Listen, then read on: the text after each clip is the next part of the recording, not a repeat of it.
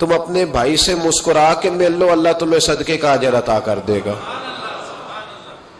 بس جو نیکی تمہارے ہاتھ آتی ہے نا اس کا لالچ کرو، زیادہ سے زیادہ عبادت، زیادہ سے زیادہ خیر، زیادہ سے زیادہ بھلائی، زیادہ عمرے، زیادہ حج، زیادہ تلاوت، زیادہ عبادت، زیادہ جد و جہد، اس کا لالچ پیدا کرو۔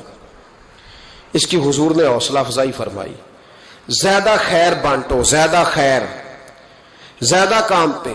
بلکہ بعض ایسے مواقع ہیں جن پہ ہمارا نفس ہمیں کہتا ہے یار میری کوئی ذمہ داری تو نہیں نا ساری، وہ ہمیں اندر سے آواز دیتا ہے کہ تیری کوئی ذمہ داری ہے کہ سارا تو نہیں کرنا ہے۔ نبی پاک صلی اللہ علیہ وسلم کی بارگاہ میں ایک شخص نے آ کے کسی چیز کا سوال کیا، بخاری مسلم میں موجود ہے، تو حضور علیہ السلام نے فرمایا اس وقت تو میرے پاس وہ چیز جو تو مانگ رہا ہے، اتنی دولت تو موجود نہیں بظاہر، تو اس طرح کر فلاں آدمی کے پاس جا اور میرے نام پہ قرضہ لے لے، میں بعد میں اسے دے دوں گا۔ حضرت عمر بولے کہ یا رسول اللہ صلی اللہ علیہ وسلم، جو وہ چیز آپ کے پاس موجود نہیں، اللہ تو پابند نہیں کرتا کہ وہ کام ضرور کریں، ہمارے اندر سے آواز آتی ہے نا روز یہ۔ حضرت عمر نے اس کی عکاسی فرمائی کہ اللہ تو پابند نہیں کرتا، آپ کے پاس ہے تو دے دیں، نہیں ہے تو آپ منع فرما دیں۔ نبی پاک نے حضرت عمر کی بات کو پسند نہیں کیا۔ اب حضرت بلال بولے، عرض کرنے لگا یا رسول اللہ آپ بانٹیں، آپ کا رب آپ کو ضرور عطا فرمائے گا۔ تو نبی پاک علیہ السلام نے جناب بلال کی بات کو پسند فرمایا ہے۔ ہم کیا کہتے ہیں بھائی میرے لیے کوئی ضروری ہے کہ سارا میں نہیں کرنا ہے؟ کوئی ضروری ہے سارا میں نہیں کرنا ہے؟ آپ یہ ہرس، یہ لالچ، یہ شوق پیدا کریں کہ نیکیاں ساری میں نے جمع کرنی ہے، میں نے جد و جہد کرنی ہے، میں نے آگے بڑھنا ہے۔ دین کا کام جب ہم بڑھانے کی بات کرتے ہیں تو لوگ کہتے ہیں جی بس ٹھیک ہے کام ہو رہا ہے نا، آپ کو کیا ضرورت ہے آگے جانے کی۔ وہ خدا کے بندو، رسول پاک علیہ السلام ڈیوٹی لگا کے گئے، فرمایا بلغ عنی ولو آیا، ایک ایک آیت لے لو اور دنیا میں پھیل جاؤ، نکلو میدانوں میں، نکلو دور دراز، دین کے لیے زیادہ سے زیادہ منصوبہ بندی کرو، گلی گلی ادارے بنا دو، گلی گلی اذان کی آوازیں آئیں، ہر چوک میں دین کا پیغام پھیلے، ہر نگر میں مراکز قائم کرو، اس میں ہرس پیدا کرو، لالچ پیدا کرو۔ مکانات بنانے کے لالچ سے حضور نے منع کر دیا، اس لالچ کو پسند نہ فرمایا۔ نبی پاک صلی اللہ علیہ وسلم نے تفاخر کے لیے، غرور کے لیے، جمع کرنے کے لیے اور ایک دوسرے پر جتلانے کے لیے دولت اکٹھی کرنے سے منع فرمایا۔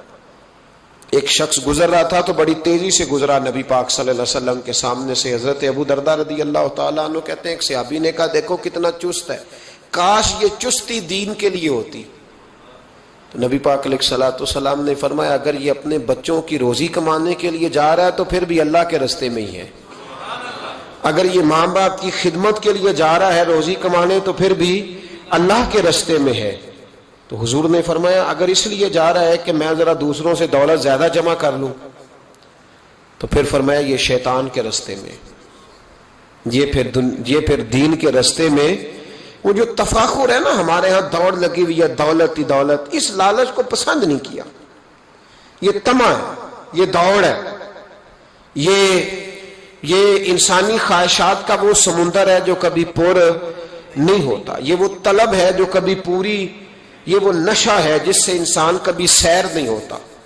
اور قرآن پاک نے مثال دی، فرمایا الہاکم التکاثر، تمہیں غافل کر دیا ہے دنیا کی طلب نے، مال کی طلب میں تم اتنے غافل ہو گئے کہ حتی زرتم المقابر، یہاں تک کہ تم نے قبروں کے منہ دیکھ لیے، پیسے لینے جا رہے تھے رستے میں مر گئے، دولت اکٹھی کرنے جا رہے تھے کہ راہ میں وقت آ گیا، حتی زرتم المقابر۔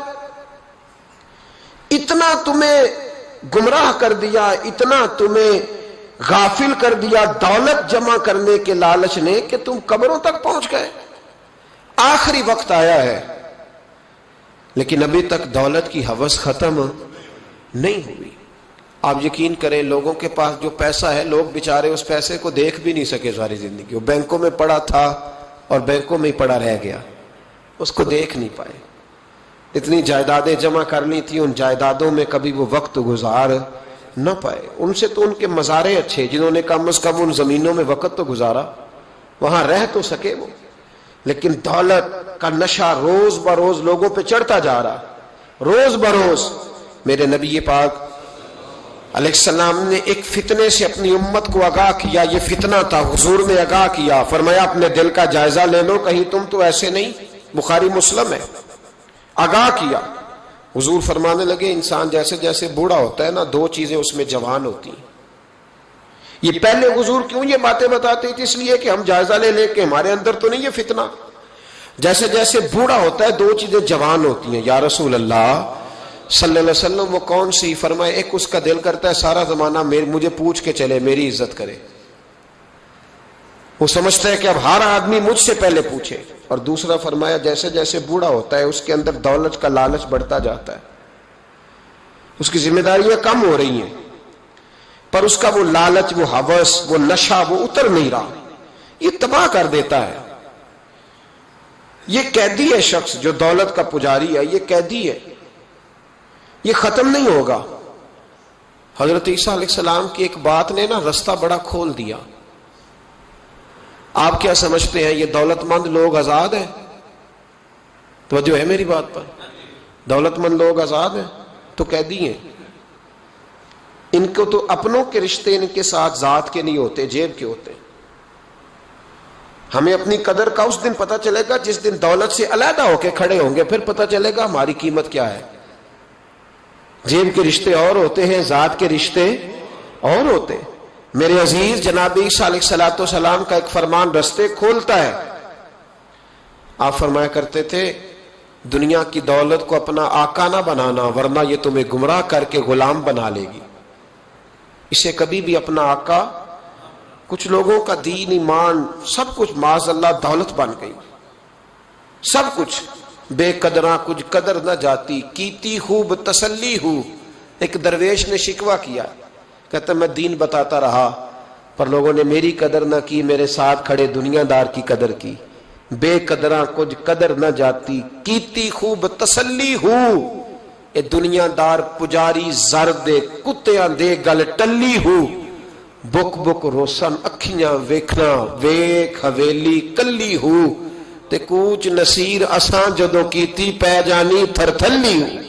ساری زندگی دولت کے پیچھے ہی بھاگتے رہے، تھکا دیا اس نے۔ انسان کا نفس چھوٹے بچے کی طرح ہے، اس کی ایک خواہش پوری کرو تو یہ دوسری مانگتا ہے، دوسری پوری کرو تو تیسری پوری کرو تو چوتھی۔ میں ابھی تھا کچھ دن پہلے پنجاب کا جو صحرائی علاقہ ہے وہاں سے میں گزر رہا تھا تو میں نے جھونپڑیاں دیکھی، بچے ایک کونے میں چلے گئے تو میں نے دو چار اونٹ چرانے والے لوگوں کے پاس جا کے ان سے پوچھا کہ کیا حال ہے؟ کہنے لگے الحمدللہ۔ انہوں نے اس طرح کے کپڑے پہنے تھے جس طرح ہم کام پہ بھی کپڑے کام والے بھی نہیں پہنتے، ویسے دکھی ہیں سارے لوگ ہی، سارے پریشان ہیں، پیسے کوئی نہیں، لیکن وہ کپڑے ڈیوٹی پہ بھی جاتے وقت لوگ نہیں پہنتے جو ان بیچاروں نے پہنے تھے۔ تو میں نے ان سے پوچھا کہ صاحبو آپ کہاں رہتے ہیں؟ تو کہنے لگے یہ صحرا کے اس پار وہ سامنے جو جھونپڑیاں نظر آ رہی ہیں وہ ہمارے ہی گھر ہیں۔ تو میں نے کہا آپ کرتے کیا ہیں؟ کہنے لگے اونٹ چراتے ہیں۔ تو میں نے کہا کس طرح کے حالات ہیں؟ ریت سے بھرے ہوئے چہروں کے اندر سے آواز آئی اللہ کا بڑا شکر ہے، اللہ کا۔ مجھے یوں لگ رہا تھا دنیا کے سب سے امیر لوگ یہ ہیں، یہ سب سے امیر لوگ ہیں، یہ خوشحال ترین طبقہ ہے جو اپنے پونے سے پہلے ریت جاڑتے ہیں، پھر روٹی نکال کے کھاتے ہیں، اور ہر وہ خشک اچار کے ساتھ جب وہ روٹی گلے میں ڈالتے ہیں تو ہر لقمے پہ بسم اللہ پڑھتے ہیں، اور وہ پانی پی کے تو 7 دفعہ کہتے ہیں یا اللہ تیرا، یا اللہ تیرا شکر ہے۔ تو جو کسی کی دعوت اڑانے جاتا ہے، ناراض نہ ہونا میں کھانے کا لفظ نہیں ادا کیا، جو کسی کی دعوت وہ آگے کہتا ہے میں دعوت اڑا کے آیا ہوں، وہ اس طرح اڑا کے آتا ہے کہ وہ اس نے جب کھانے سالن ڈالا ہے نا پلیٹ میں تو آخری کھانا سمجھ کے ڈالا ہے، اور اتنا ڈال لیا ہے کہ شاید 3 بندے بھی اور آ جائیں تو ختم نہ کر سکے، اور اس نے وہ کھایا ہے، اور کھا کر کے اس نے اس کو کھایا کم ہے، اور چونکہ اس نے کہا تھا میں اڑا کے آیا ہوں، اڑایا زیادہ ہے۔ اب وہ جب باہر نکلا ہے تو کہتا ہے ہو مسالے کوئی غلط تھے، اڑ گئی سینے، اس کو لفظ شکر ادا کرنے کی توفیق۔ تو پھر امیر کس کو کہتے ہو؟ امیر تو وہ ہوا نا کہ جس کو اللہ نے جو دیا اس پر اس نے اللہ کا شکر ادا کر لیا، وہ دنیا کا سب سے امیر شخص ہوا نا میرے بھائی۔ تو یاد رکھیں یہ جو لالچ کی زندگی ہے، ہرس، ہوس، طمع، اس نے تو تباہی کر دی، تو مسائل اتنے زیادہ بنا دیے، کرپشن لالچ کی وجہ سے ہوتی ہے۔ ورنہ سرکاری ملازمین کی تنخواہ اس وقت ایسی نہیں ہے کہ جس میں گزارا نہ ہو سکے، ٹھیک ٹھاک گزارا ہوتا ہے۔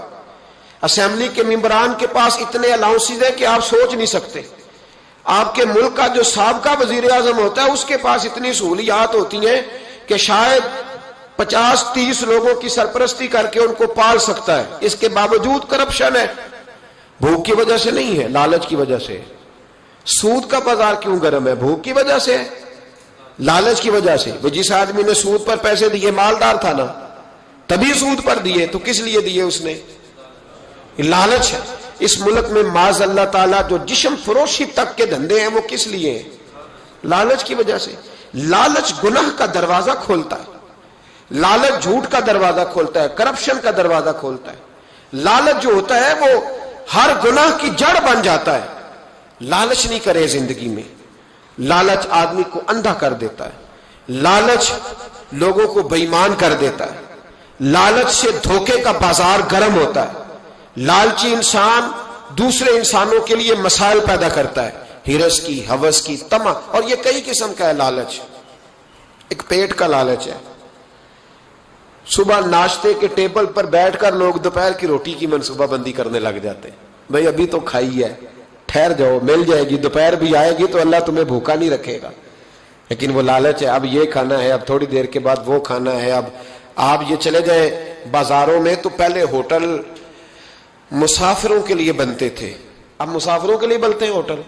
بولے، شہروں کے اندر جو ہوٹل بنے وہاں مسافر کا کیا کام ہے؟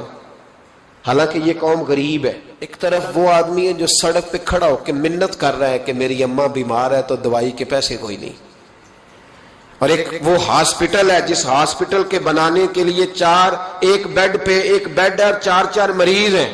غربت کا یہ عالم ہے۔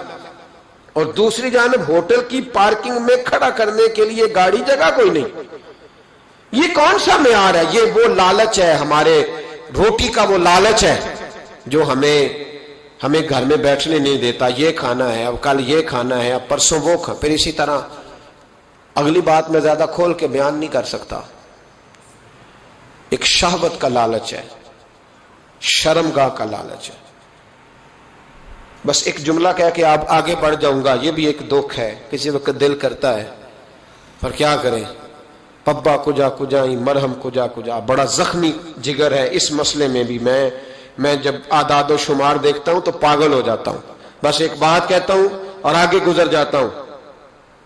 امام غزالی کا ایک جملہ یاد رکھنا، فرماتے تھے جو پیٹ کا لالچی ہوتا ہے نا وہ بیمار ہوتا ہے، اور جو شرمگاہ کا لالچی ہوتا ہے وہ پاگل ہو جاتا ہے۔ اور آپ فرماتے ہیں جو پیٹ کا لالچی بیمار ہو کے مرتا ہے، اللہ ہمیں محفوظ فرمائے، اللہ ہماری پردے داری کرے۔ امام غزالی فرماتے ہیں پیٹ کا لالچی بیمار ہو کے مرتا ہے، اور شرمگاہ کا لالچی ذلیل ہو کے مرتا ہے۔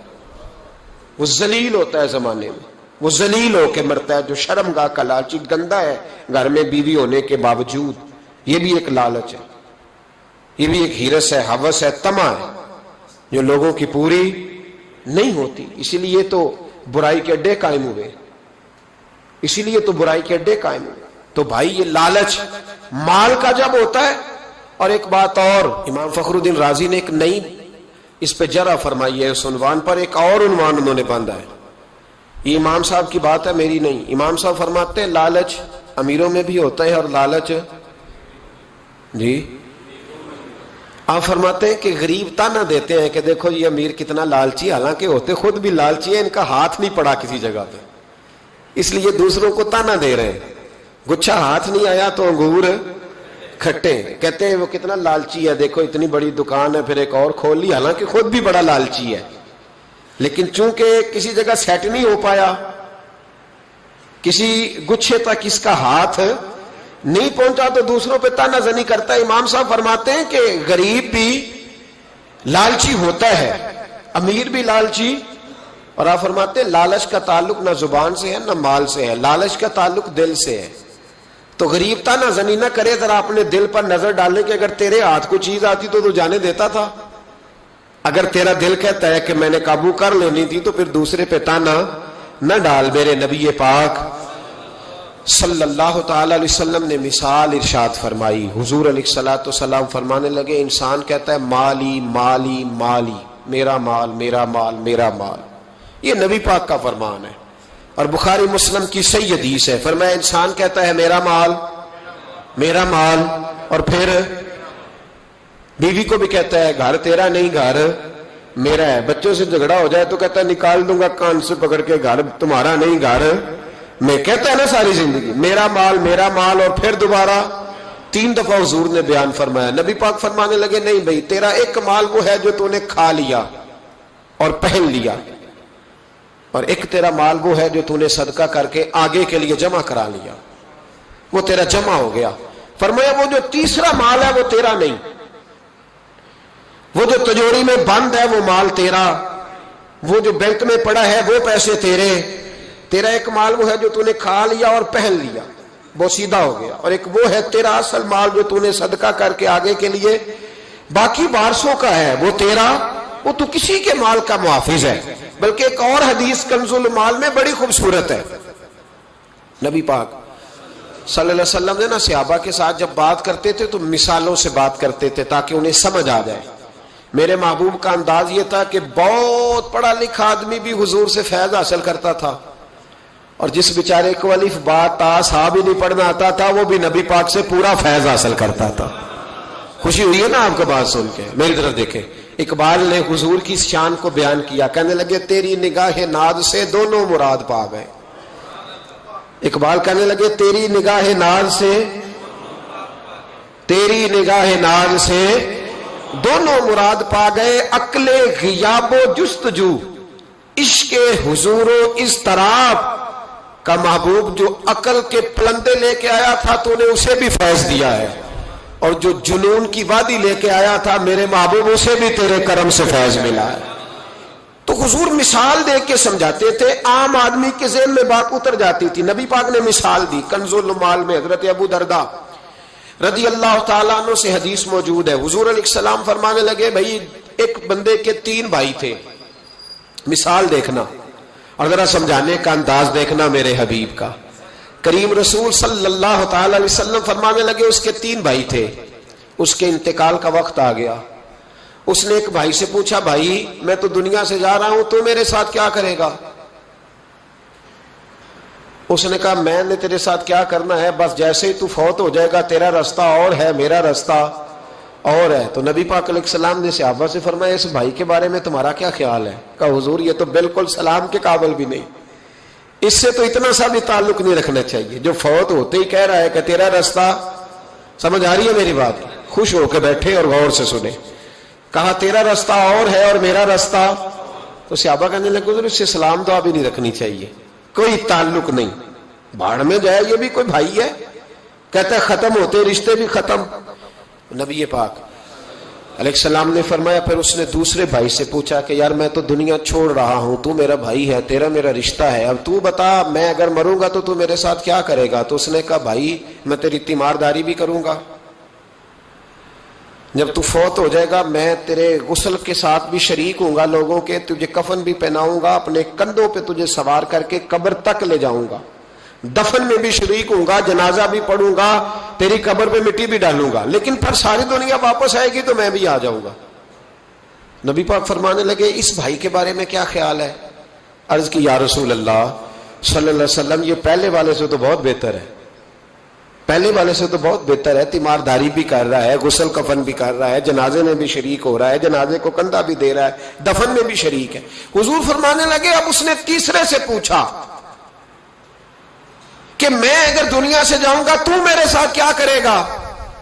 تو اس نے کہا میں جب تیری جان نکلنے کا وقت آئے گا تو تیری آسانی کے لیے تیرے سرانے کھڑا ہو جاؤں گا، اور جب تیری روح پرواز کرے گی تو میں قبر تک بھی تیرے ساتھ جاؤں گا، لوگ دفن کر کے آئیں گے میں قبر کے اندر بھی جاؤں گا، اور جب پل صراط پہ تو گزرنے لگے گا اس وقت بھی میں تجھے حفاظت سے گزارنے کی کوشش کروں گا، اور جب میزان عمل پر اعمال تلیں گے اس وقت بھی میں تیرے ساتھ کھڑا رہوں گا اور تیری سفارش کروں گا تاکہ تو صحیح طریقے سے اعمال تل جائے۔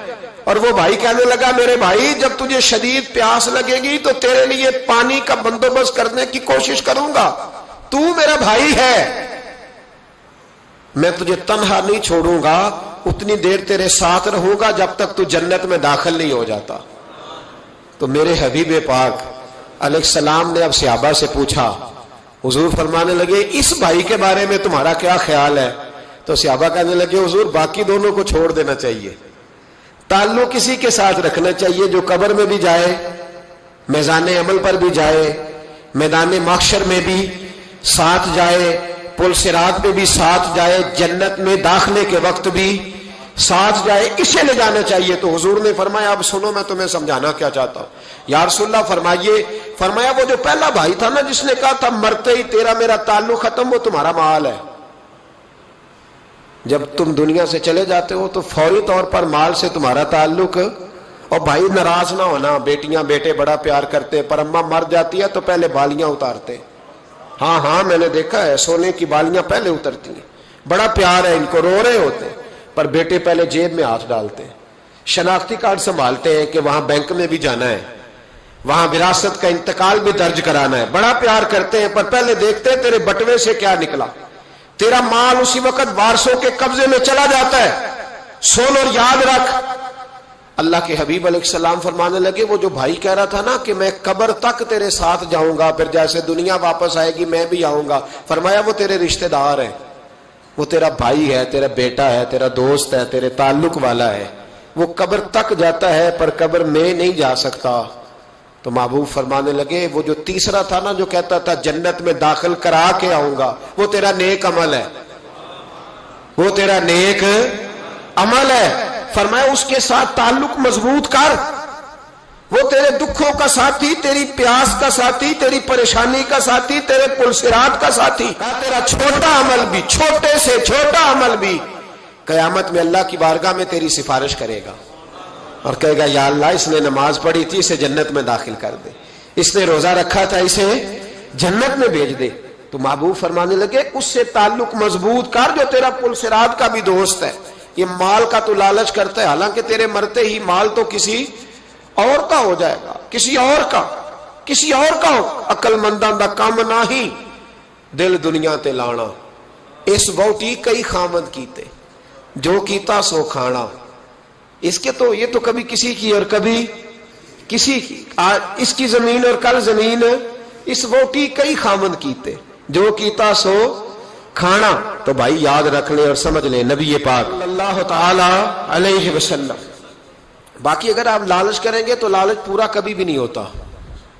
کوئی بندہ آپ نے ایسا دنیا میں دیکھا جو کہے بڑے پیسے اب کمائی بند، فیکٹری بند، دیکھے کوئی ریٹائر نہیں ہوتا، کوئی بندہ بھی کوئی نہیں ریٹائر ہوا، چل رہا ہے سلسلہ چل رہا۔ کچھ درویش ہیں، درویش اللہ والے جنہوں نے واقعی بند کیا ہوا ہے اپنے اوپر خواہشوں کا دروازہ، وہ کہتے نہیں دروازہ نہیں کھولنا ورنہ یہ دوبارہ بند نہیں ہوتا۔ یاد رکھ لینا کچھ درویش ہیں جنہوں نے اپنے اوپر دروازہ، خواہشات کا دروازہ اپنے اوپر وہ نہیں کھولتے۔ ایک سلطان یحییٰ نام کا بادشاہ گزرا ہے، عرب کے کچھ حصوں کا حکمران تھا، تو اس کو بڑا شوق تھا لوگوں کو بانٹنے کا۔ دو قسم کے لوگ ہوتے ہیں نا، کچھ کو جمع کرنے کا شوق ہوتا ہے، کچھ کو شوق ہوتا ہے کوئی روٹی کھا لے۔ حضرت ابراہیم علیہ السلام بغیر مہمان کے کھانا، کچھ ایسے بھی ہوتے ہیں جن کے گھر بندہ چلا جائے تو پتیلی پہ ڈھکنا دے لیتے ہیں۔ اپنا اپنا فرق ہے نا جی، ہر آدمی کا اپنا اپنا ذوق ہے، منت کرتے ہیں کسی کی۔ مجھے بڑی بات پسند ہے شیخ سعدی کی، قرضے لے کے مہمان نوازی کرتے تھے۔ ایک دن سارے مقروض کٹھے ہو گئے، کہنے لگے بابے پیسے دے۔ بابا جی کہتے ہیں وہ پیسے مانگ رہے ہیں، مجھے ٹینشن ہے کہ انہوں نے کھوایا کچھ نہیں، مجھے پریشانی لگی۔ ایک بچہ کوئی چیز بیچ رہا تھا، وہ کھیل مرونڈا نہیں بیچتے بچے، وہ بیچ رہا تھا تو آ گیا، تو کہنے لگا لینی ہے، تو بابا جی کہنے لگے میرے مہمانوں کو کھلا دے ساری۔ بچہ بھی راضی ہو گیا کہ سارا اکٹھا ہی گاہک مل گیا، تو سارا جب کھلا دیا کہنے لگا پیسے، تو شیخ سعدی فرمانے لگے تو بھی بیٹھ جا، یہ سارے پیسے لینے آئے ہوئے ہیں، بیٹھ جا، ان کے پیسے انہیں ملیں گے تو تجھے بھی۔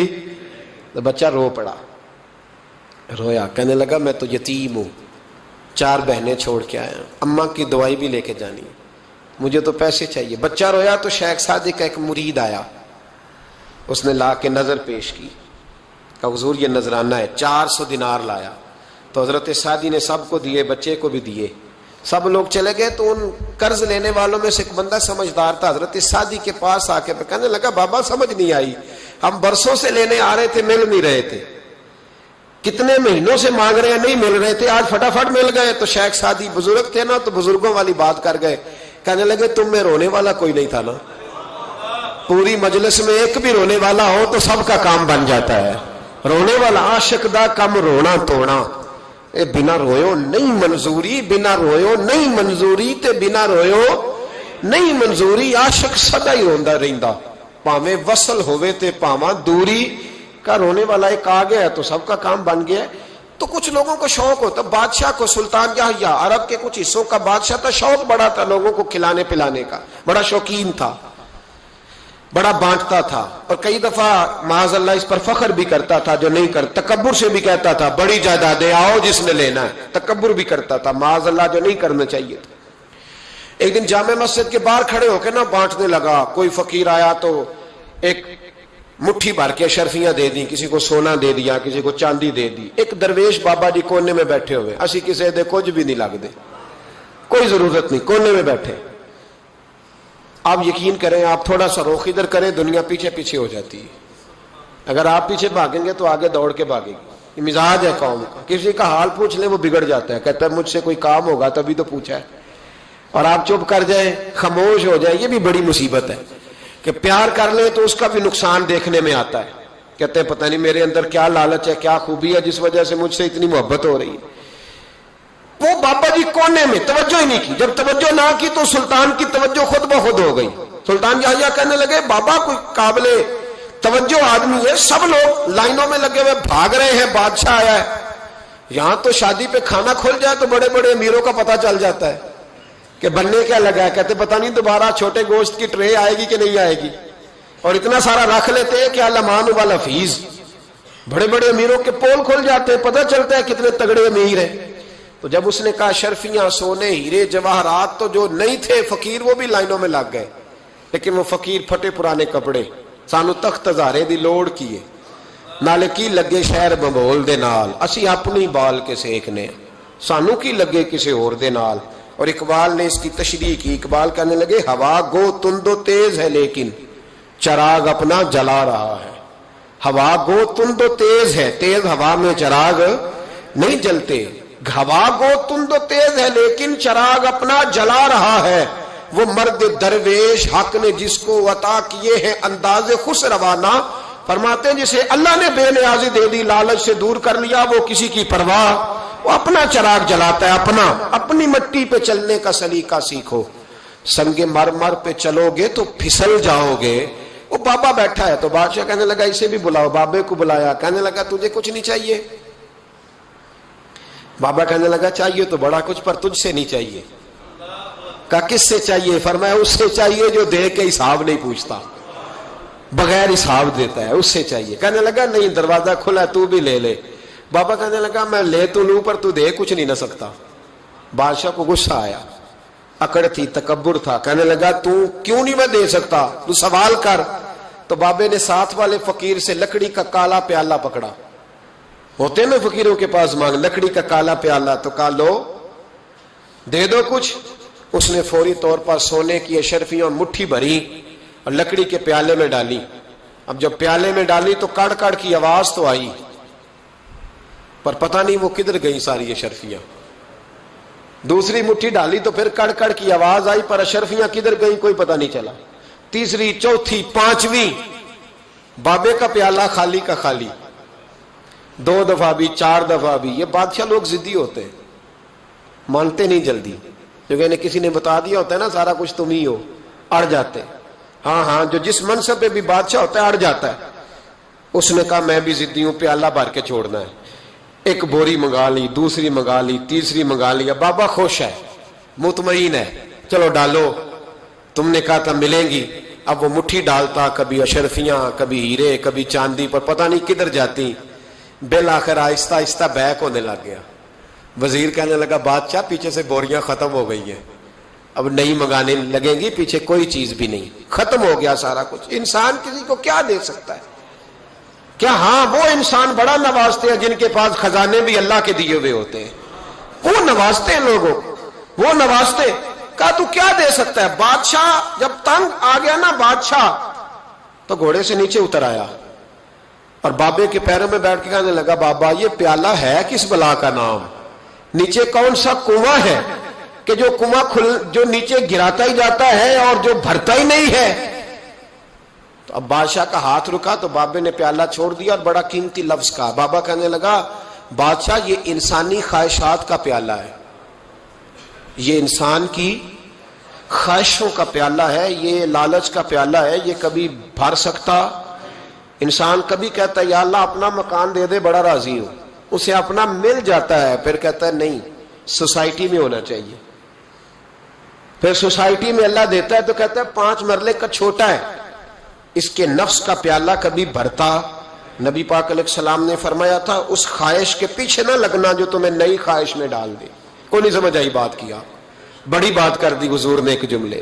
مسند امام احمد بن حنبل میں حدیث ہے، فرمایا اس خواہش کے پیچھے نہ لگنا جو تمہیں ایک نئی خواہش میں ڈال دے، اس کے پیچھے نہ لگنا. اور فرمایا اس خواہش کے پیچھے نہ لگنا جو تمہیں بے جا خواہشوں کے پیچھے لگا دے. لوگوں کے للے تللے، پریشانیاں، آزمائشیں، لالچ، ہوس، وہ پریشانی وہ اتنی اوڑھ لی ہے لوگوں نے کہ دلوں سے تقوی، روحانیت، عبادت، درد، ذوق، شوق ختم ہو گیا. دنیا ہی دنیا بچی ہے، دولت ہی دولت بچی ہے، باقی ہر چیز کو نفس کا سانپ ڈس گیا. محدث ابن جوزی رحمۃ اللہ علیہ فرماتے میرے شہر کا ایک مالدار شخص تھا تو ایک بڑی ناگن خرید کے لایا. ناگن سونے کا انڈا دیتی تھی ناگن، پر انڈا سونے کا انڈا دیتی تھی.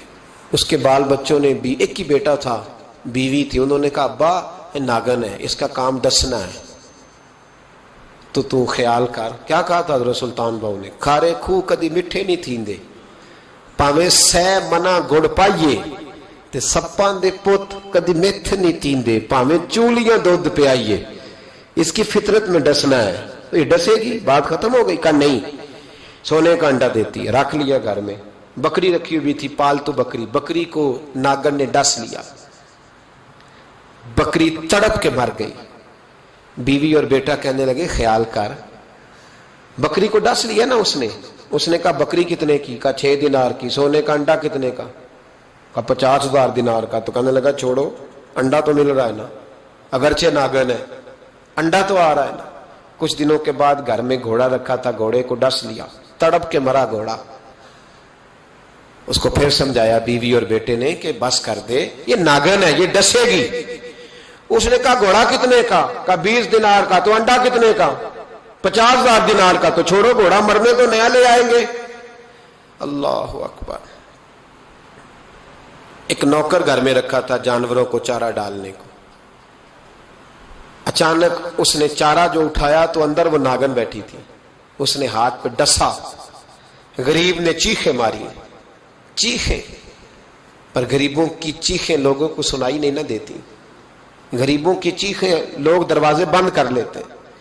لوگوں نے اس لیے کالے شیشے لگائے ہیں کاروں کو کہ غریبوں کی چیخیں نہ دکھائی دے نہ سنائی دے.